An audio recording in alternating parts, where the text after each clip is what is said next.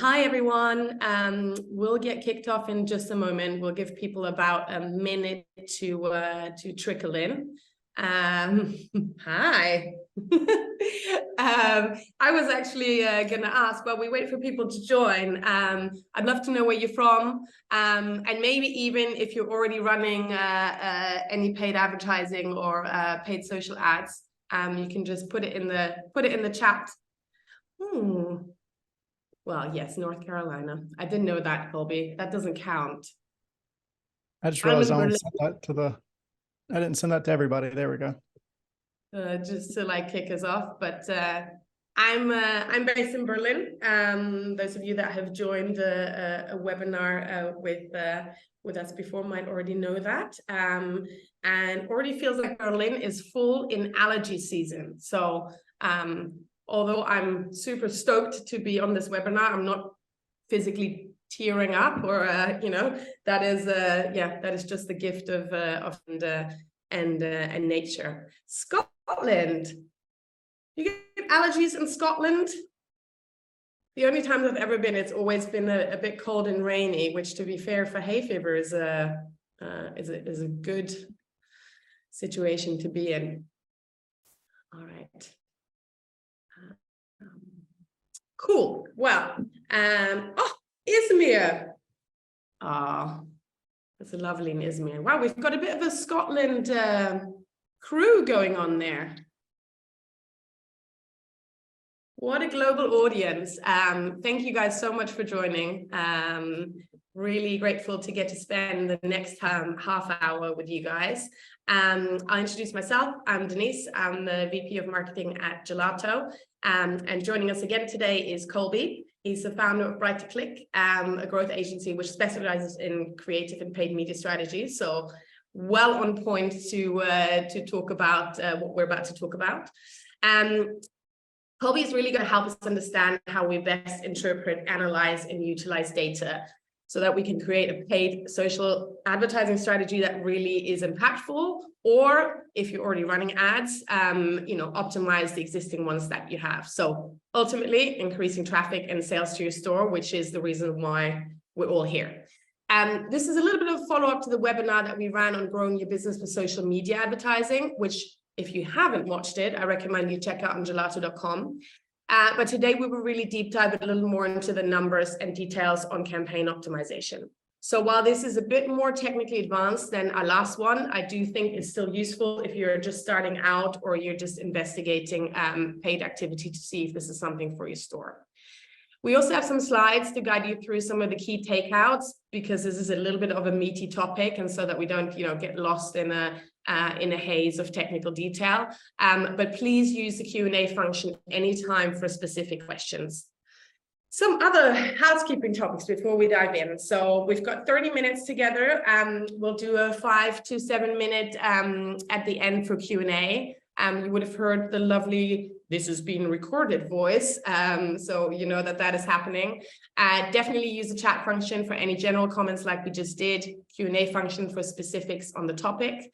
And we will send this recording out after the event on email. It'll also be on gelato.com, just in case you've misplaced your pen or are watching from somewhere where you can't take notes. So I think to get us kicked off, we'd like to do a little poll just to see where your confidence levels are at with your current activity. So how confident do you feel in interpreting and analyzing paid social media data for your business right now? Little poll, and we'll give you about 30 seconds, 20 seconds maybe, to start.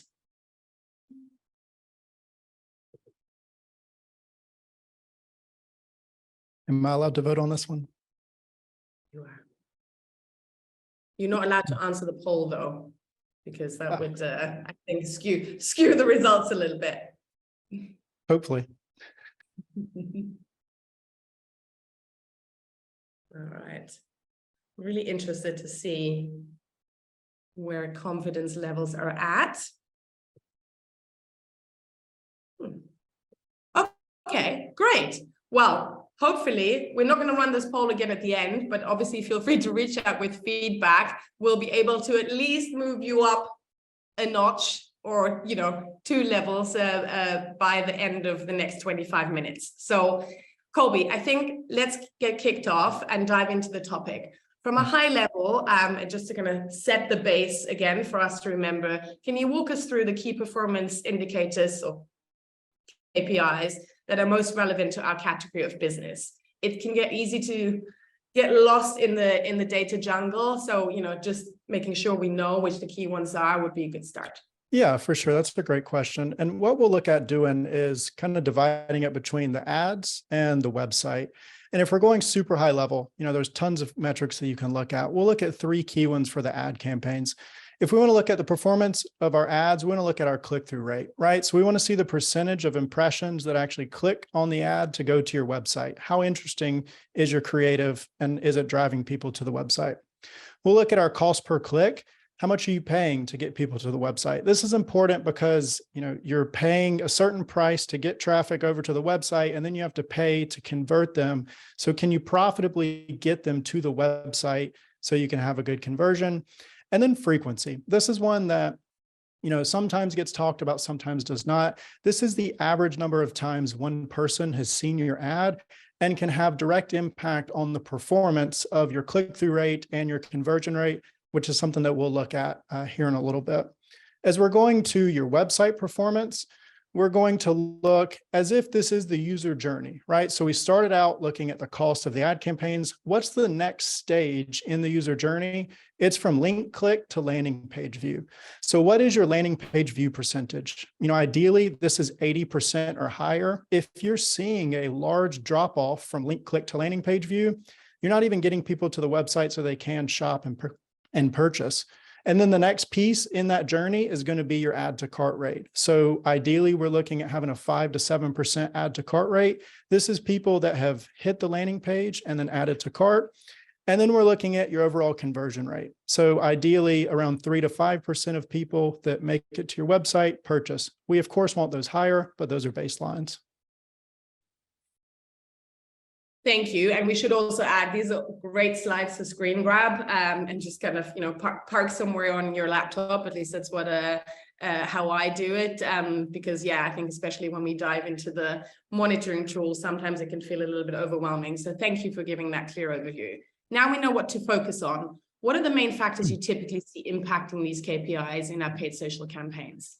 Yeah, that's a great question. And, I'll break this into 2 things. The first, from all the e-commerce accounts that we run, the biggest problem that we see is creative fatigue. And creative fatigue essentially means that businesses are not producing enough ad creative or enough content to test in their account. Ideally, when you're getting started out, you're testing around 5 to 10 ads per week in a separate campaign from your ongoing campaigns. You want to test creative frequently because when you need it, you don't want to have to figure out what creative is going to perform well, right?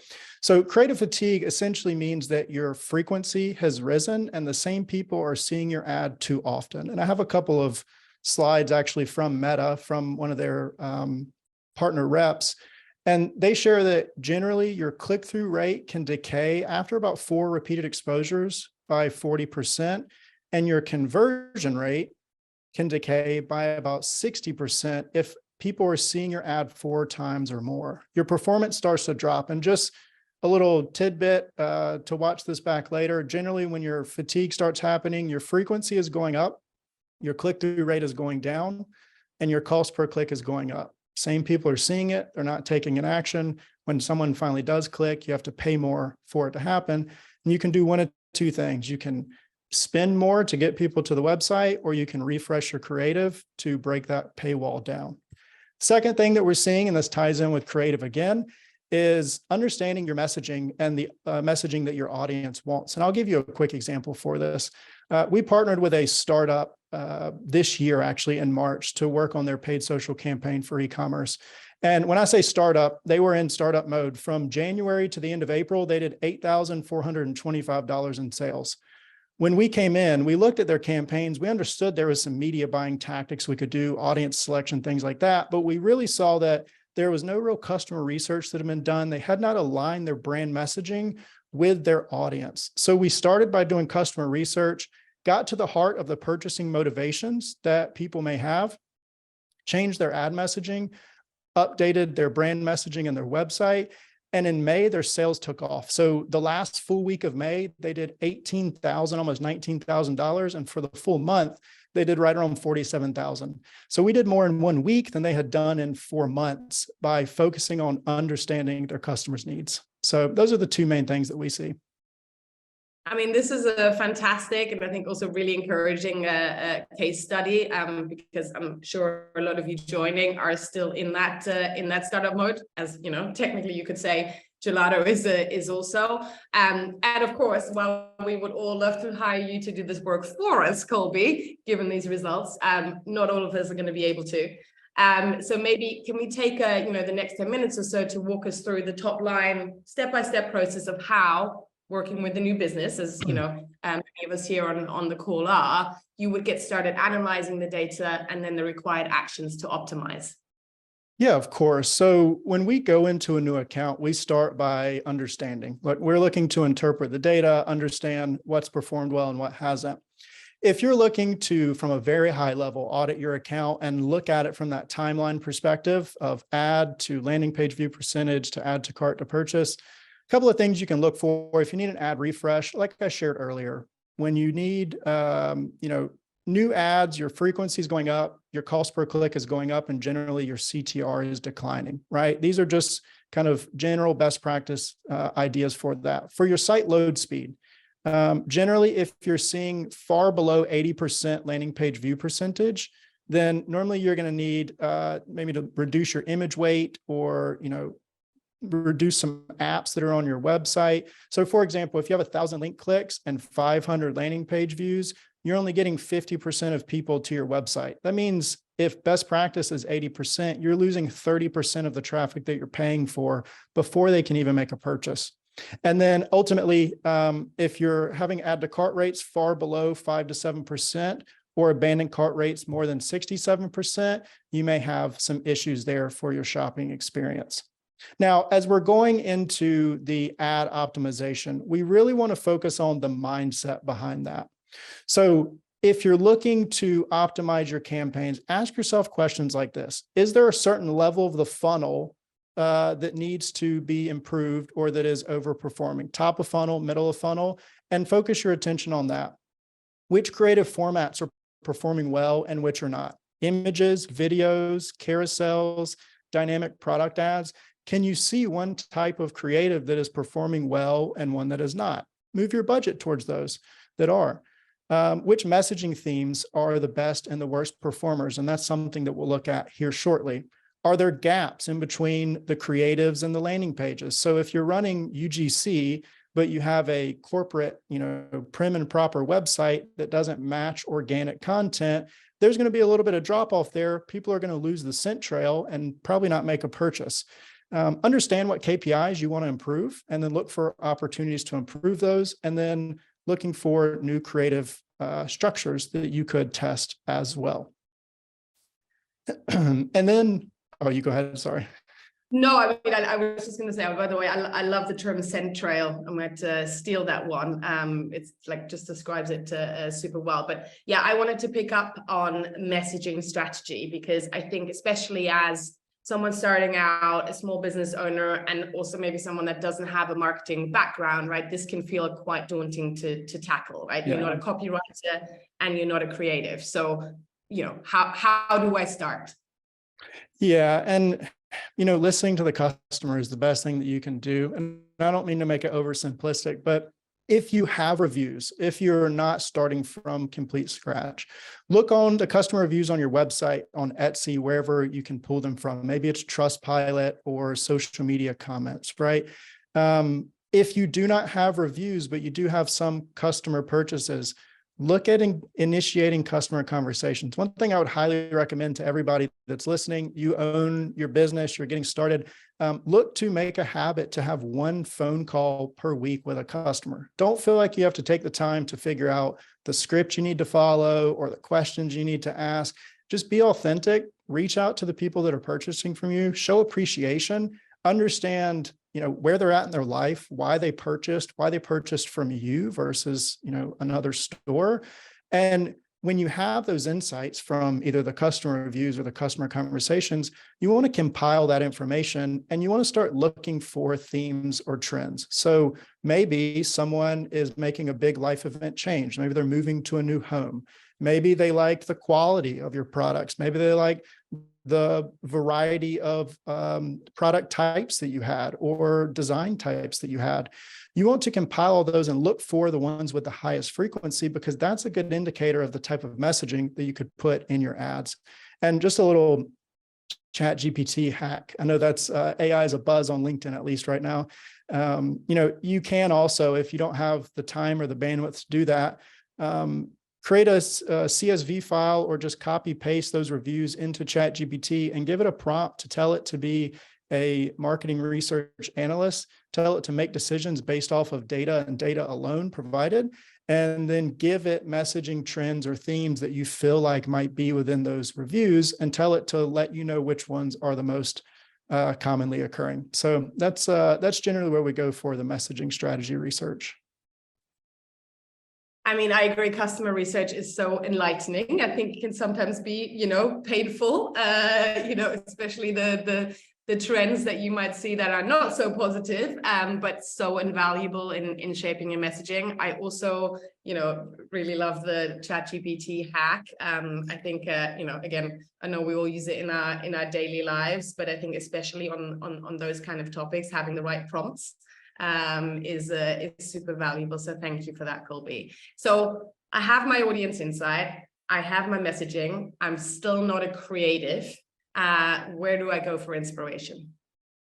Yeah, that's a great question. There's a couple of places. So you can look on tools like Meet Adbox or Foreplay. There's other paid tools out there, right? You can look for those.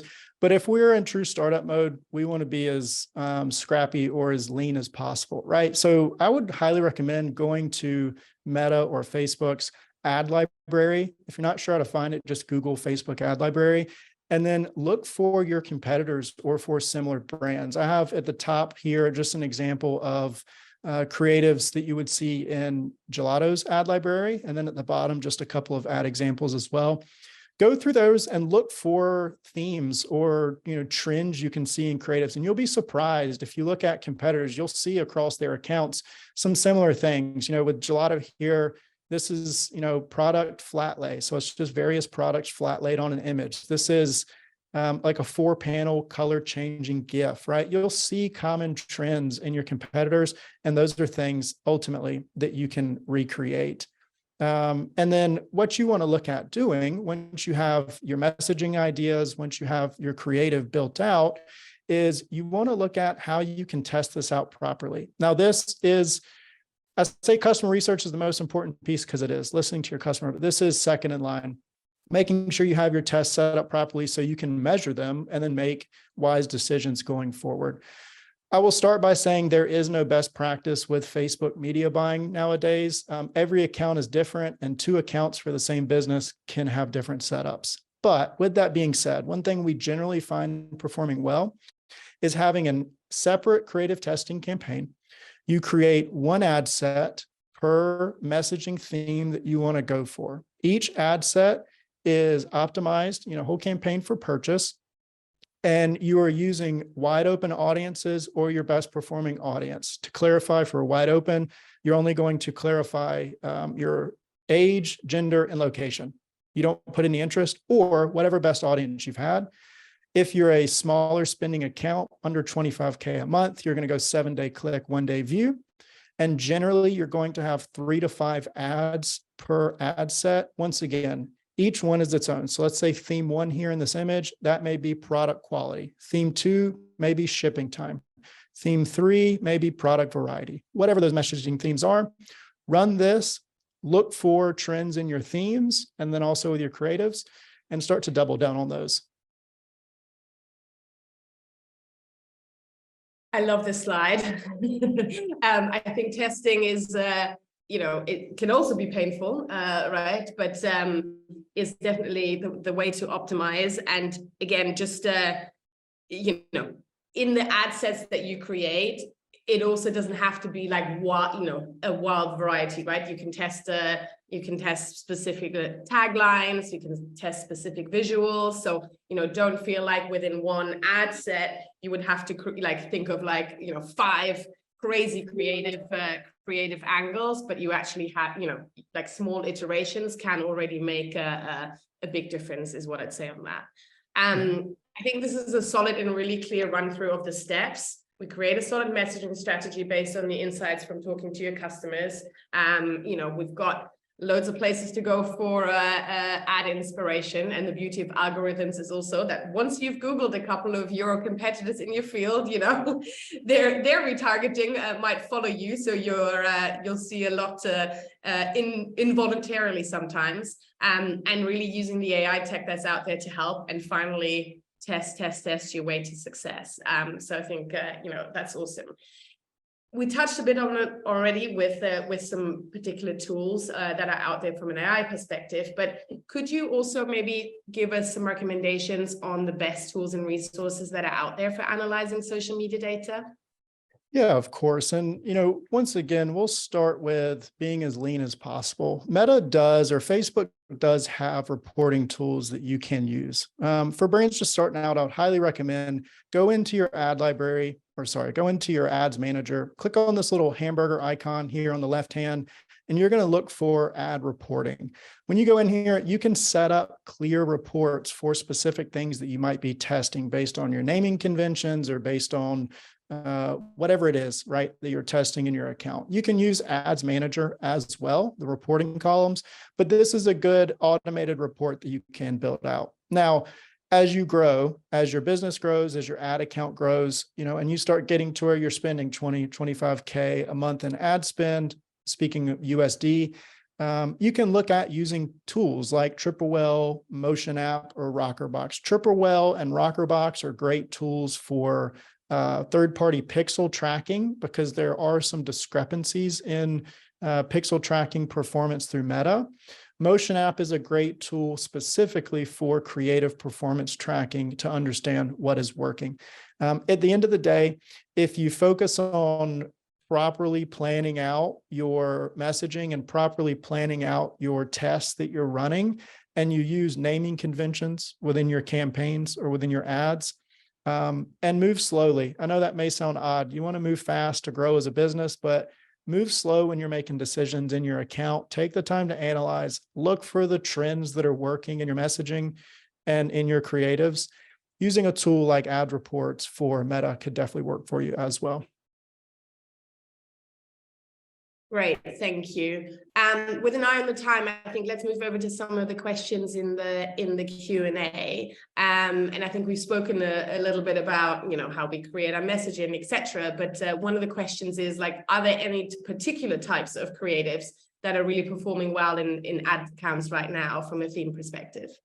Yeah, that's a great question. So for a long time, UGC was a top performer, and we're getting to a point now, you see brands like Obvi, they're a collagen protein powder brand, that are pushing the narrative that UGC is fizzling out a little bit. It's still performing. You just have to be very methodical with it. So UGC can perform very well if you have good messaging behind it. For brands, you know, print on demand or production on demand businesses, UGC photos can perform well. I know when you think UGC, you normally go for videos, but photos can perform well. If we go back a little bit in the slides here, opportunities like this, or the idea of stopping scroll by seeing how you can change color or change product in a scene, is an idea that works as well. So maybe see how you can get creative and change the designs on the product and the GIF or the image, and also change maybe the location of it, are some opportunities that you can do as well.